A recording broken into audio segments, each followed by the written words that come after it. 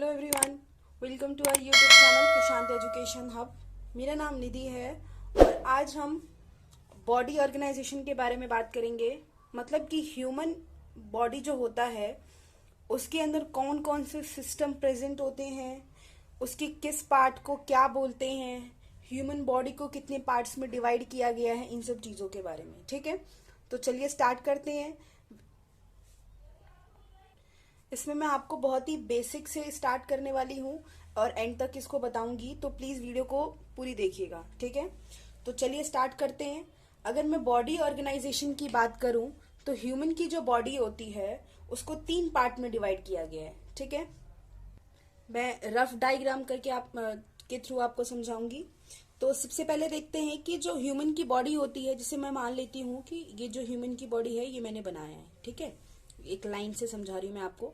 तो ह्यूमन की जो बॉडी होती है उसको 3 पार्ट में डिवाइड किया। जैसे कि जो हमारा लंग्स है, हमारा क्या है, लंग्स से ऊपर वाला जो रीजन है उस रीजन को हम क्या बोलते हैं, थोरैसिक रीजन बोलते हैं। क्या बोलते हैं, थोरैसिक रीजन। ठीक है, अब लंग्स से नीचे आ जाओ।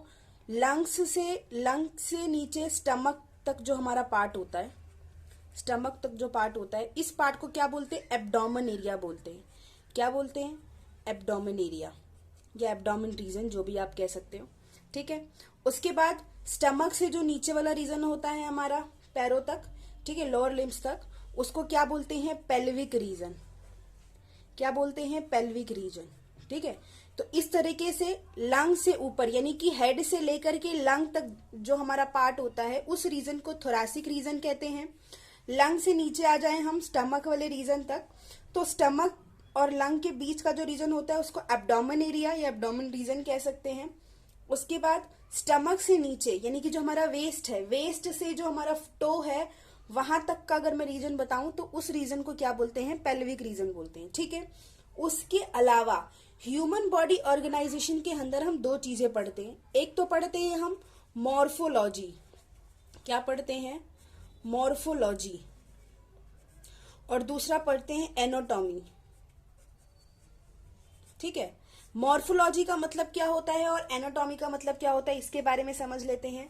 मॉर्फोलॉजी का मतलब होता है जो फिजिकल अपीयरेंस होता है, जैसे कि हमारे 2 हाथ हैं, 2 पैर हैं, 2 कान हैं। समझ में आ रहा है? तो ये जो हमारे आउटर ऑर्गन्स हैं, ये जो हमारे आउटर ऑर्गन्स हैं वो किस तरीके से वर्क करते हैं, कैसे दिखते हैं, उन सब चीजों के बारे में हम मॉर्फोलॉजिकल स्टडी में पढ़ते हैं। ठीक है, तो इसको बोलते हैं मॉर्फोलॉजी, जिसको हम अपनी आंखों से देख सकते हैं। ठीक है, उसके बाद एनाटॉमी की बात करूं मैं, तो एनाटॉमी जो होता है ये हमारे इंटरनल स्ट्रक्चर की बात करता है। इंटरनल स्ट्रक्चर का मतलब क्या है कि जो हमारे क्या है, इंटरनल ऑर्गन्स हैं। बेसिकली ऑर्गन्स जो है हमारे इंटरनल, क्योंकि एक्सटर्नल ऑर्गन को तो हम देख पा रहे हैं, हमारे पास 2 आईज है, नोज है, ईयर है, लिम्स है, अपर लिम है, लोअर लिम है। ठीक है, तो ये सारे क्या हो गए, हमारे एक्सटर्नल ऑर्गन हो गए। अगर मैं इंटरनल ऑर्गन की बात करूं तो किडनी होगा हमारा, फिर लंग्स होगा, फिर हार्ट होगा। ठीक है, तो ये सारे जो है हमारे इंटरनल ऑर्गन। तो अगर हम इंटरनल ऑर्गन की स्टडी करते हैं तो उसको क्या बोलेंगे, एनाटॉमिकल स्टडी। ठीक है, और अगर आउटर ऑर्गन की स्टडी करते हैं तो उसको बोलते हैं मॉर्फोलॉजिकल स्टडी। इतनी बात समझ आ रही है आपको? उसके बाद जैसे ह्यूमन की जो बॉडी होती है तो उसके जो फ्रंट पार्ट होता है, front part in the sense जहां पर स्टमक होता है, और बैक का मतलब समझ आ रहा है, जो पीठ वाला रीजन होता है। तो फ्रंट रीजन को क्या बोलते हैं, फ्रंट रीजन जो होता है उसको क्या बोलते हैं, फ्रंट रीजन को बोलते हैं, उसे बोलते हैं ventral, ventral part, ventral part कहते हैं, या फिर एंटीरियर, या फिर क्या बोलते हैं, एंटीरियर। इतनी बात समझ आ रही है आपको, एंटीरियर। अब अगर मैं बात करूं बैक वाले पार्ट की, बैक रीजन। ठीक है, तो बैक वाले एरिया को बोलते हैं वेंट्रल, तो यहां पर डॉर्सल। क्या बोलते हैं, डॉर्सल, या फिर क्या बोलेंगे, पोस्टीरियर, पोस्टीरियर। इतनी बात समझ आ रही है? पोस्टीरियर का मतलब जो हमारा पीछे वाला रीजन होता है। ठीक है, इस तरीके से भी ह्यूमन की बॉडी को क्लासिफाई किया गया है। उसके बाद अब बात कर लेते हैं कि ह्यूमन की बॉडी के अंदर किस किस टाइप के सिस्टम होते हैं। जो वर्क करते हैं, जो पूरी बॉडी को फंक्शन कराते हैं, ठीक है। उससे पहले एक बार ये जान लेते हैं कि जो हमारी बॉडी है वो कैसे बनी है, ठीक है। तो हमारी बॉडी का स्ट्रक्चर देख लेते हैं एक बार। बॉडी का स्ट्रक्चर या बॉडी किस तरीके से बनी है, एक्चुअली में हम यहाँ पर क्या पढ़ रहे हैं, ऑर्गेनाइजेशन ही पढ़ रहे हैं बॉडी का, ठीक है। तो सबसे जो छोटी चीज होती है हमारी बॉडी के अंदर, जो हमारी सबसे छोटी फंडामेंटल यूनिट है वो क्या है, सेल है, ठीक है। सेल जो है वो क्या है, फंडामेंटल यूनिट है, यानी कि बहुत सबसे छोटी चीज जो है हमारी बॉडी के अंदर वो क्या है, सेल है। अब ग्रुप ऑफ सेल से क्या बना है, टिश्यू बना है। ये चीज हम लोअर क्लासेस में पढ़ चुके हैं, मैं आपको इसका एक बार ओवरव्यू दे रही हूँ, ठीक है, ताकि आपको क्लियरली समझ आए। अब टिश्यू, जब बहुत सारे टिश्यू मिलते हैं तो टिश्यू क्या बनाता है, एक ऑर्गन बनाता है। क्या बनाता है, ऑर्गन बनाता है। फिर ऑर्गन्स क्या बनाते हैं, जब बहुत सारे ऑर्गन बन जाए, जैसे कि हमारा लिम्ब हो गया, upper limb, lower limb, eyes, nose, ठीक है, ये सारी चीजें जो हमारे ऑर्गन्स हैं। इंटरनल ऑर्गन की बात भी करेंगे हम इसमें और एक्सटर्नल ऑर्गन की भी बात करेंगे। दोनों ऑर्गन्स जब बनते हैं तो बहुत सारे ऑर्गन अगर बन गए तो उसको क्या बोलते हैं, ऑर्गन सिस्टम। Organ system. और ऑर्गन सिस्टम को लेटर ऑन हम क्या बोलते हैं, बॉडी बोलते हैं, जिसमें बहुत सारे क्या होते हैं, ऑर्गन्स होते हैं, इंटरनल भी होते हैं, एक्सटर्नल भी होते हैं, और वो अपना अपना काम करते हैं, ठीक है। तो ये तो हमारे बॉडी का ऑर्गेनाइजेशन हो गया कि सबसे छोटी चीज क्या थी, फिर उससे क्या बना, उससे क्या बना, उससे क्या बना, फिर देन हमारी एट लास्ट क्या बनी, हमारी बॉडी बनी। अब हम इसमें बात करेंगे कि जो हमारी बॉडी होती है उसमें किस किस टाइप के सिस्टम होते हैं, ठीक है। जैसे कि हमारा डाइजेस्टिव सिस्टम हो गया, रेस्पिरेटरी सिस्टम हो गया, तो इन सब चीजों के बारे में बात करेंगे। कितने टाइप के सिस्टम होते हैं, किसके अंदर क्या चीज इंपॉर्टेंट है, ठीक है। तो चलिए स्टार्ट करते हैं। सबसे पहला होता है हमारा डाइजेस्टिव सिस्टम। डाइजेस्टिव सिस्टम, ठीक है। डाइजेस्टिव सिस्टम पता है आपको, माउथ से स्टार्ट होता है और एनस पे एंड होता है, ठीक है।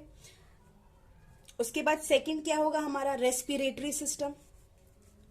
रेस्पिरेटरी सिस्टम, ठीक है। रेस्पिरेटरी सिस्टम के अंदर हम क्या, जो हमारे लंग्स आ गए, जो रेस्पिरेशन का प्रोसेस होता है पूरा, इनहेलेशन एक्सहेलेशन की जो बात करते हैं हम, वो इसके अंदर बात करते हैं। उसके बाद आता है सर्कुलेटरी सिस्टम। सर्कुलेटरी सिस्टम का मतलब क्या है, जो हमारा हार्ट है वो ब्लड पंप करने का काम करता है। उसके बाद ब्लड वेसल्स होती है हमारे पास, वेन्स होती हैं, आर्टरीज होती है, तो इसके थ्रू जो होता है ब्लड हमारी पूरी बॉडी में सर्कुलेट होता है। तो ये जो है पूरा इन सब का जो ग्रुप है मिलकर के क्या बनाता है, सर्कुलेटरी सिस्टम बनाता है, ठीक है। उसके बाद फोर्थ जो होगा हमारा वो क्या होगा, एक्सक्रीटरी सिस्टम। एक्सक्रीटरी सिस्टम, जो कि हमारा एक्सक्रीटरी ऑर्गन क्या है, हमारा किडनी है, वो क्या कराता है, जितने भी हमारे वेस्ट प्रोडक्ट होते हैं उसको क्या करता है, फिल्टर करता है, और फिर वेस्ट के थ्रू हम अपनी बॉडी से उसको एक्सक्रीट आउट करते हैं। तो इसीलिए ये क्या हमारा फोर्थ वन क्या है, एक्सक्रीटरी सिस्टम है। उसकी बात करूं मैं तो मोस्ट इंपॉर्टेंट जो है हमारा क्या है, नर्वस सिस्टम। नर्वस सिस्टम, ठीक है। ये जो है हमारा बेसिकली ब्रेन जो है, बहुत ब्रेन से रिलेटेड है ये। ब्रेन जो है उसी को नर्वस सिस्टम बोलते हैं। उसके बाद बहुत सारे जो नर्व्स हैं वो हमारी पूरी बॉडी में एक नेटवर्क बना है नर्व्स का, ठीक है। तो ये कलेक्टिवली मिलकर के क्या बनाते हैं, नर्वस सिस्टम बनाते हैं, ठीक है। तो नर्वस सिस्टम में एक बात जो इम्पोर्टेंट है कि सबसे छोटी स्मॉलेस्ट यूनिट जो होती है नर्वस सिस्टम की वो क्या होती है, न्यूरॉन होती है। क्या होती है, न्यूरॉन। इतनी बात समझ आ रही है। उसके बाद नेक्स्ट है क्या, उसके बाद एक और चीज जो थी, एक्सक्रीटरी सिस्टम में सबसे छोटी यूनिट क्या होती है, किडनी की सबसे छोटी यूनिट को क्या बोलते हैं, नेफ्रॉन। क्या बोलते हैं, नेफ्रॉन। ये दो चीजें इंपॉर्टेंट है, नेफ्रॉन और न्यूरॉन में आपको कंफ्यूज नहीं होना है, ठीक है। इसके बाद हम पढ़ते हैं स्केलेटन सिस्टम के बारे में। स्केलेटन सिस्टम, इसके अंदर हम किसके बारे में पढ़ते हैं, पूरा जो बॉडी का जो कंकाल होता है, बेसिकली जो बोन्स होते हैं, उन बोन्स के बारे में पढ़ते हैं कि बोन्स कितने तरीके के होते हैं। मैंने एक वीडियो भी बनाई हुई है, उसमें बोन्स के बारे में अच्छे तरीके से पूरा एक्सप्लेन करा हुआ है। जो स्केलेटल सिस्टम होता है वो दो पार्ट में डिवाइड होता है, एक होता है एक्सियल और एक होता है एपेंडिकुलर,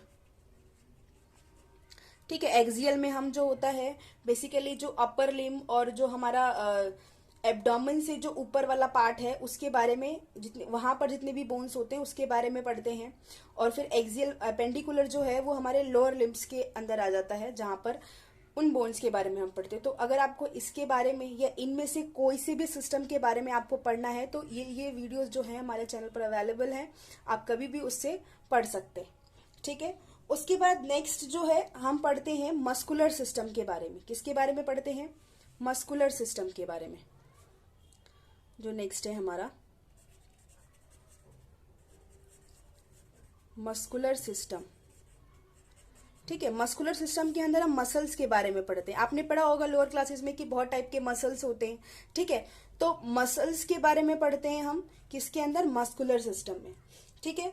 तो ये कुछ सिस्टम है जिनके बारे में हम लोअर क्लासेस में पढ़ चुके हैं। और उसके अलावा अगर आपको इनमें से किसी भी एक भी सिस्टम के बारे में पढ़ना है, जानना है, उसको रिवाइज करना है तो हमारे चैनल पर इसके वीडियोज अवेलेबल हैं। प्लीज जाइए और उसको पढ़िए। इसके अलावा दो चीज़ों के बारे में और बात करेंगे। जैसे कि मैंने आपको बताया कि जो हमारी बॉडी होती है वो सबसे छोटी चीज़, जो फंडामेंटल यूनिट है हमारी बॉडी का, वो क्या है? सेल है। तो सेल की जो स्टडी होती है उसको क्या बोलते हैं? Cytology. Study of cell is called cytology and the study of tissue is histology. कभी कभी एग्जामिनर इसके बारे में भी पूछता है, तो इसलिए मैंने आपको ये बता दिया है कि स्टडी ऑफ सेल को क्या बोलते हैं? साइटोलॉजी, और स्टडी ऑफ टिश्यू को क्या बोलते हैं? हिस्टोलॉजी, ठीक है। तो आज के लिए इतना ही। अगर आप हमारे चैनल पर नए हैं तो प्लीज़ वीडियो को शेयर कीजिए, लाइक कीजिए और हमारे चैनल को सब्सक्राइब कीजिए और हमारे टेलीग्राम चैनल को फॉलो कीजिए। Thank you for watching our video.